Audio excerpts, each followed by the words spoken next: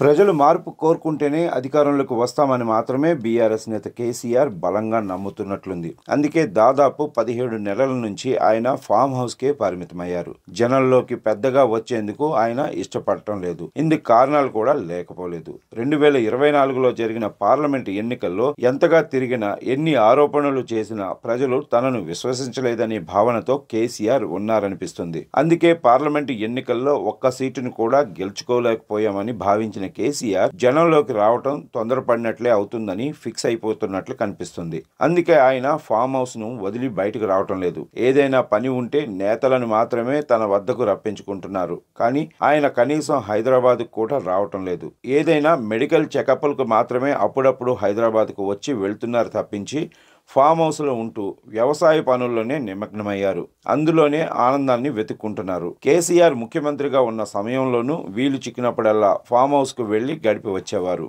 అలాంటిది పార్టీ 2023 ఎన్నికల్లో ఓటమి తర్వాత ఇక తెలంగాణలో సమస్యల గురించి పెద్దగా పట్టించుకోవటం లేదు. గతంలో నల్గొండ జిల్లాకు వచ్చి రైతుల సమస్యలపై గళం విప్పి వెళ్లటం మినహాయించి పెద్దగా ఆయన బయటకు వచ్చింది లేదు. ఇక అసెంబ్లీ సమావేశాలకు కూడా ఆయన రావటం మానుకున్నారు. హాజరు వేయించుకోవాలని గవర్నర్ ప్రసంగం రోజు తప్పించి మిగిలిన రోజులు మళ్లీ షరా మామూలే. అసెంబ్లీలోనూ కేటీఆర్, హరీష్ రావులు మాత్రమే బీఆర్ఎస్ తరపున మాట్లాడుతున్నారు. ప్రజా సమస్యలను లేవనెత్తుతున్నారు.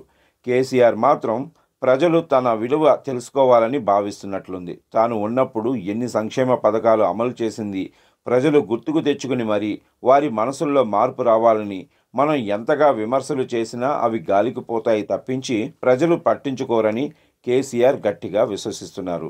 అందుకే సుదీర్ఘకాలం పార్టీ ఇన్నర్ మీటింగులకు తప్ప బయటకు మాత్రం కేసీఆర్ రావటం లేదంటున్నారు.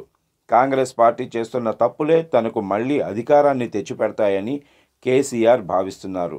అంతే తప్ప మనం గొంతు చించుకుని ఎండనక వాననక జనంలో తిరిగినా ఫలితం ఉండదని ఆయన తన అనుభవపూర్వకంగా తెలుసుకున్నారు. తాము ఎన్ని సంక్షేమ పథకాలు అమలు చేసినా కాంగ్రెస్ పార్టీ ఇచ్చిన హామీలను నమ్మి గత ఎన్నికల్లో ప్రజలు ఓటేశారని, తిరిగి అదే ప్రజలు తనను గెలిపించి తీరుతారన్న నమ్మకంతో గులాబీ బాసున్నారు. ఇప్పటి నుంచే వ్యయ ప్రయాసలు కోర్చి జనంలోకి వెళ్లినా పెద్దగా ప్రయోజనం ఉండదని, కాంగ్రెస్ను చేయాల్సిన తప్పులన్నీ చేయించేంత వరకు వేచి ఉండటమే మంచిదని కేసీఆర్ నేతలతో అన్నట్లు తెలిసింది. మొత్తం మీద కేసీఆర్ ఇప్పటిలో జనంలోకి వచ్చే అవకాశం కనిపించటం లేదు. ఈ నెలలో జరిగే పార్టీ ఆవిర్భావ సభకు హాజరై తిరిగి ఫామ్ హౌస్కే పరిమితం కానున్నారు కేసీఆర్.